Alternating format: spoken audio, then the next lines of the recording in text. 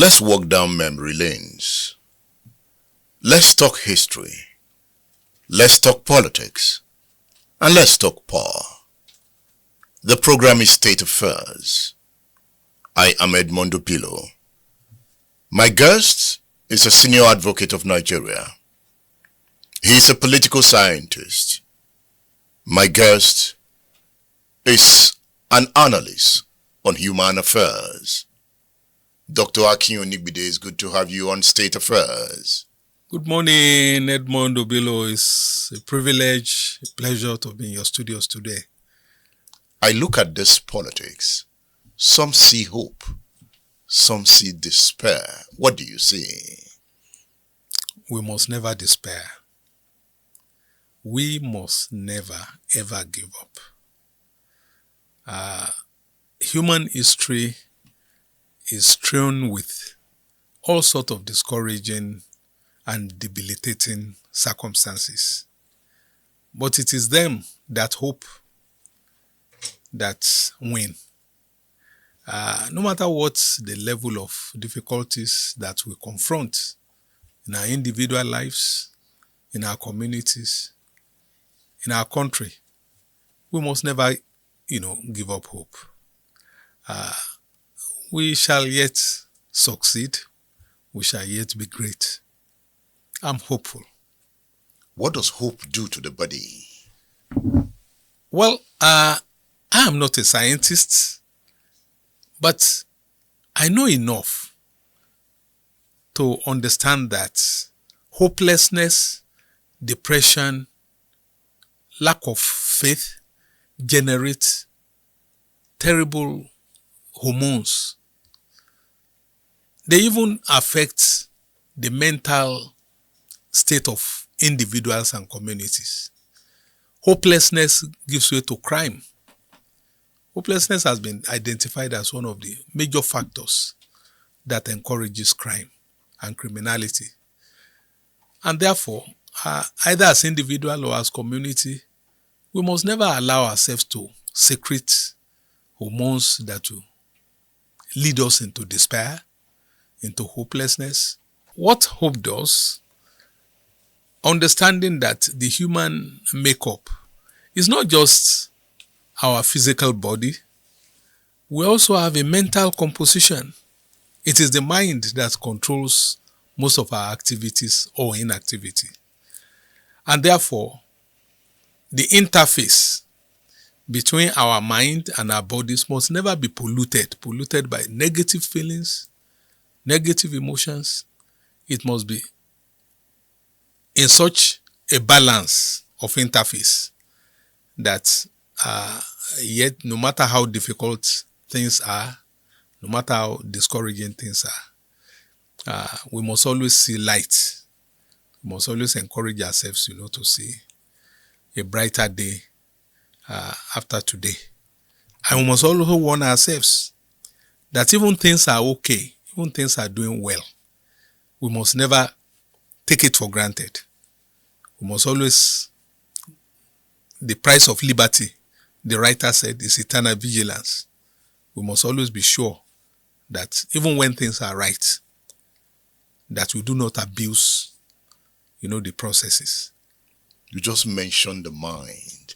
And it reminds me of Churchill's statement that the empires of the future are the empires of the mind. For you to build a great state, you must first dream it. And to dream it is a function of the mind. Is that not so?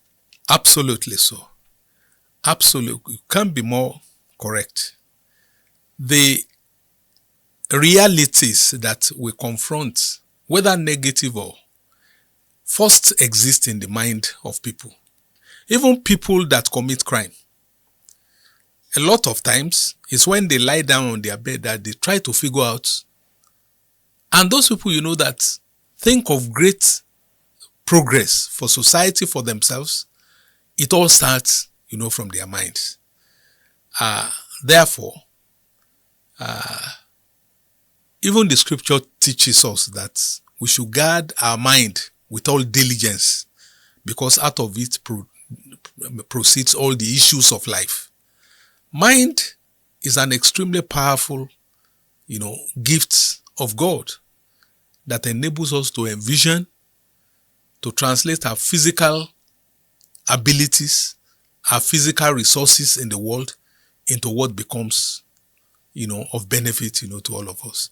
Empires of the future indeed are empires of the mind.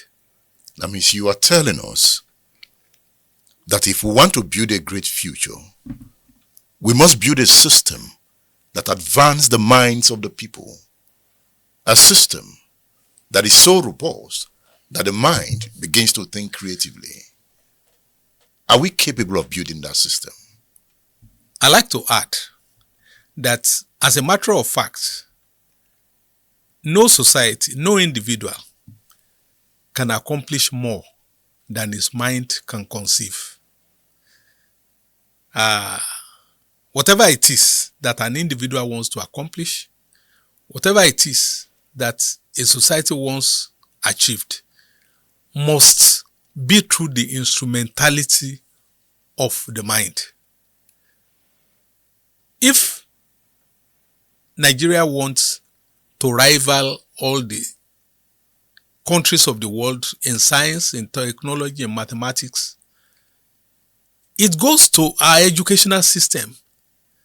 We cannot compete with countries that take education very seriously when we even shut down schools for festivals, when we don't give books, to our children to read, when our school system is so expensive that it is only those people that have money that can attend those. We are only paying lip service, to the countries, that make progress are those that are committed, both in terms of what they say and what they do, to the development and the cultivation of the human intellect. So how would you describe the leaders of a system of poor education, system of poor health care, a system where the people cannot feed well because the agricultural sector is down? How would you describe the leaders of such people? Well, the truth about society is that societies can grow and societies can regress. If you have Nigeria in mind, things have not always been like this. Our educational system was not as parlous as what we have today. There was a time in medical history when UCH provided medical care, I understand, to even the king of Saudi Arabia at a particular time. Our educational system produced the best, including a Nobel Prize laureate. It is that we are regressing. There was a time when cocoa was one of the major foreign exchange earners in this country. Hunger has never been the history of Nigeria from the beginning. It is that after a while, we became complacent. We thought that easy money is easier to get than to exert ourselves. Coal was available to power our systems. So I don't want us to slip into, the imagination that this is the way it has always been. No. It is that our society has regressed and we are paying the consequences. There is a serious decline. There's a serious decline. And that can be traced to the mindsets of the leaders. Absolutely so. And they say the character of the leaders at all times is the dominant character of the state. Absolutely. But let us get to the other flip side. There's always a flip side. The choice of what the followers also make is a contributory factor.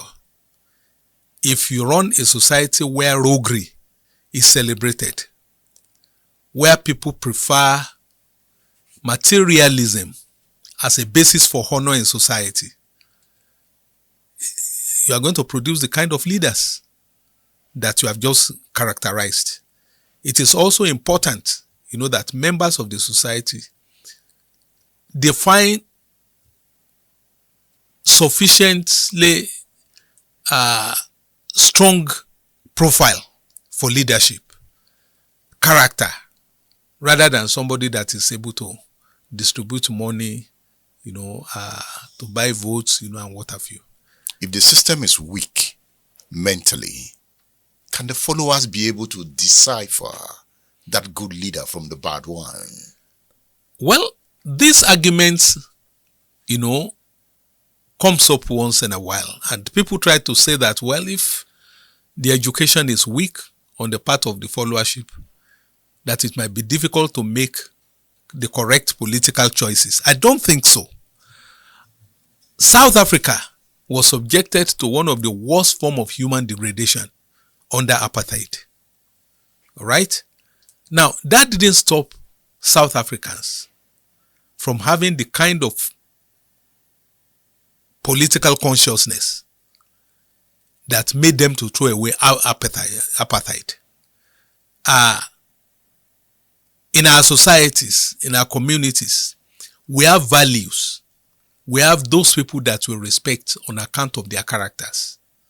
It doesn't take too much of education to know who is doing right and who is doing wrong. And education alone does not make a good leader. We have been disappointed with people that have chains of degrees in this country who ended up being rogue leaders. Character is at the center of leadership. And unless we find, very sad, an Oba was caught, in the US recently and is presently in the custody of FBI undergoing trial for scamming the American system of the COVID fund. That was, so some people elected that person as Oba. Is that what an Oba is supposed to? Are you surprised about that? If governors and presidents can be defined? Absolutely, I'm not surprised. What I'm saying is that at the community level, we ought to interrogate who and who we are going to give positions of honor. But we have not been able to interrogate that. So does that speak of a system that needs redemption? Absolutely. What I am saying is that our society was not always like this. Men of honor are known in society, and they are the people that are accorded positions of trust. That is no more the case. That is no more the case. The standard is sliding, and the choices that members of the society are making are getting more parlous. What spurred you to contest elections during the Third Republic, elections organized by the Ibrahim Babangida military administration? What spurred you? Well, I recall very clearly that it was one of my classmates in primary school that I just walked into my law office and said, Akin, they are trying to get a candidate, for the House of Assembly election. And I've suggested your name to the community, to the ward, and to the local government. I didn't have a desire to contest any election. But then I considered what Shegun told me.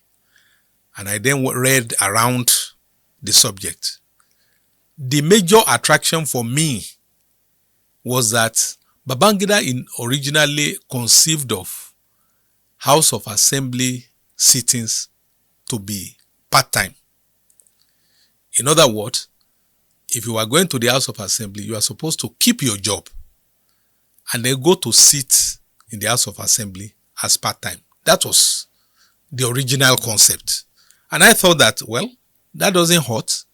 I can go to court in the morning, a lawyer that I am, and then thereafter go to the house to sit. It was in course of development after the election that the whole idea of part-time sitting was jettisoned and it became a full-time. But really, my attraction to it was the concept of it being a part-time engagement rather than a full-time, calling. And what informed your choice of political party? Well, SDP, NRC were the only two political parties that existed at that time. And these were government-established parties? They were government-established parties. But then, there was some ideological slant, to membership that are drawn to the SDP. They tend to be more progressive in terms of their manifesto, what they canvassed, to members of the public.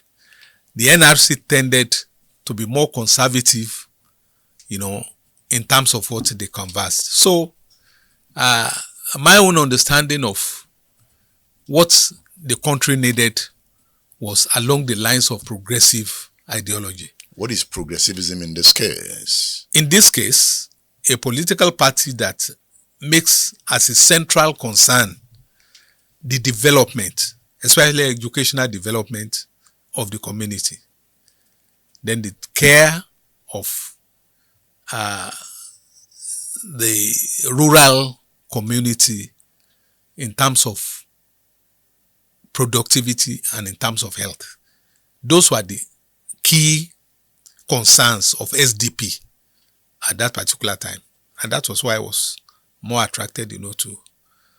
As a matter of fact, it was an awkward choice for me coming from Ogbomoso, because traditionally, Ogbomosos tend to vote conservative. As a matter of fact, I was the only member of the House of Assembly from the Ogbomoso zone out of the 10 of us that was elected. All the others were NRC. Can you trace that to the Akintola influence? Well, that's a very complex phenomenon, but it is not unrelated.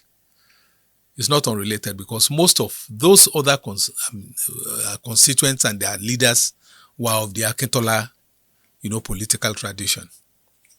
Do we still have the image of Samuel Akintola overwhelmingly present in Ogbomoso land?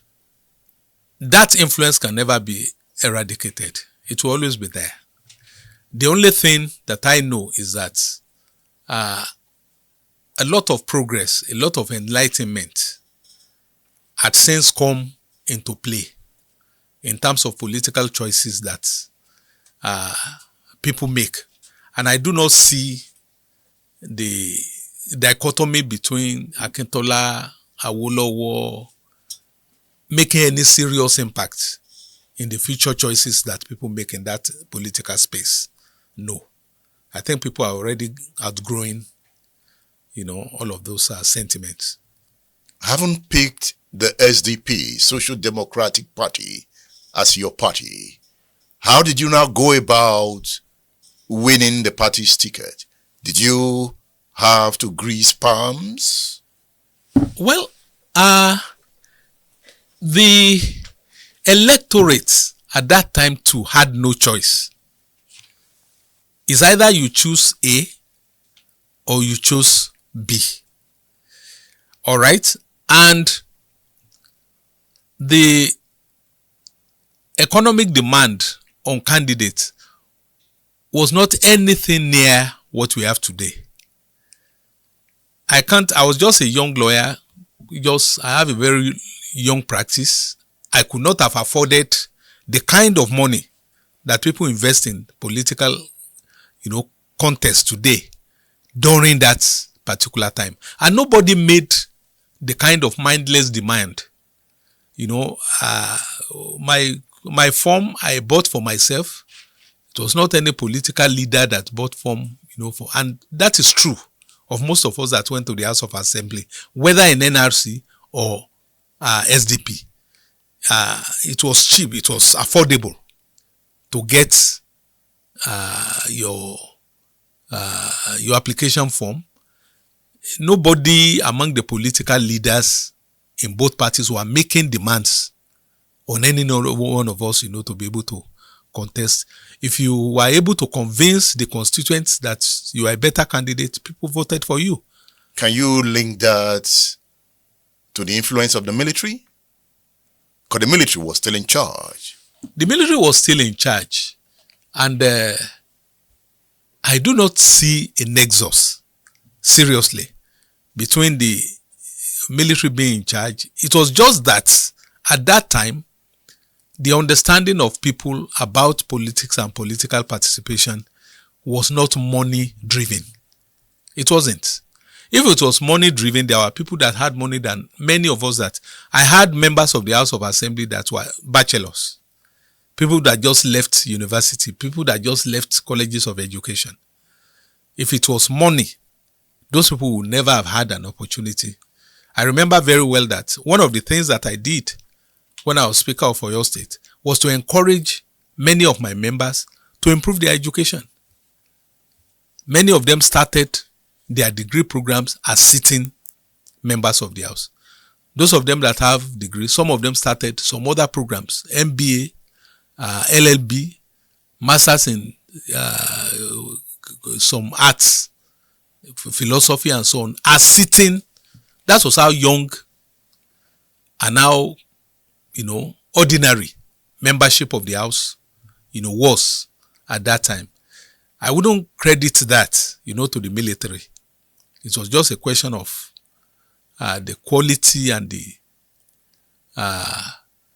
choices which people in the House at that particular time were making. What were the ideals that you were going to achieve as a member of the House of Assembly? What was in your head? Why were you going there? Well, let me just say that I consider myself particularly lucky because I got into the House of Assembly with a reasonable level of liberal education. And I understood that the only reason why I had that opportunity of contesting, winning, and providing leadership was because despite my poor parenthood, education gave me a platform. And so I encouraged at the level of the House decisions, that are based on the best interests of the society. And I must say that we were not in the pocket of the executive. Kolapo Ishola was the governor. Chief Kolapo Ishola was the governor. And in fairness to him, very many times he tolerated our refusal, to go the way of the executive. There have been times when we completely disagreed, with Chief Kolapo Ishola, and he never vilified us on account of.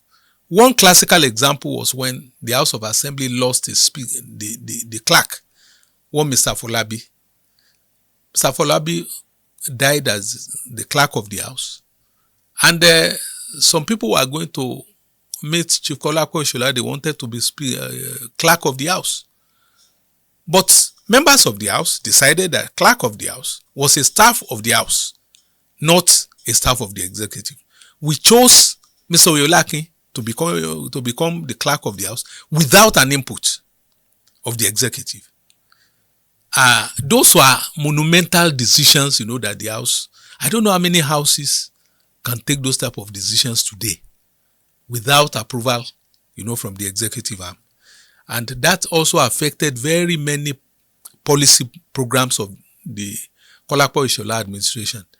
There have been times when we took loan, international loan for water development as a jure, and we insisted that that money must be spent on all the water works in Oyo State and not only on the water works in Ibadan. Of course, we live in Ibadan. We want Ibadan to have the best of facility, but Ibadan is not Oyo State. There are other places, that are Oyo State that need it. If all of us are going to pay the debt, the benefit should also inure in favor of every part of. That was a house that was able to put his feet down. And the governor did not resist that. The governor did not. There were always arguments. But there were caucuses where we meet, we argue, and the governor never vilified any one of us. Kolakbo Ishola was SDP. It was SDP. And the leadership of the house was SDP. It was SDP. Yet you could stamp your feet on the ground. Absolutely. And he tolerated us. Did you go to the house with the ambition to be the speaker? Well, like I said, the attraction that I had to the House of Assembly was that it was going to be part-time. So the whole idea of becoming speaker was not part of my reckoning at all. In any event, I could not say how many people will be in the house, what political parties they will belong to. It was something which I could not have envisaged. But it turned out that only myself and my brother and friend, Chief Adeniyi Akintola, presently a senior advocate of Nigeria too, were the only lawyers in the house.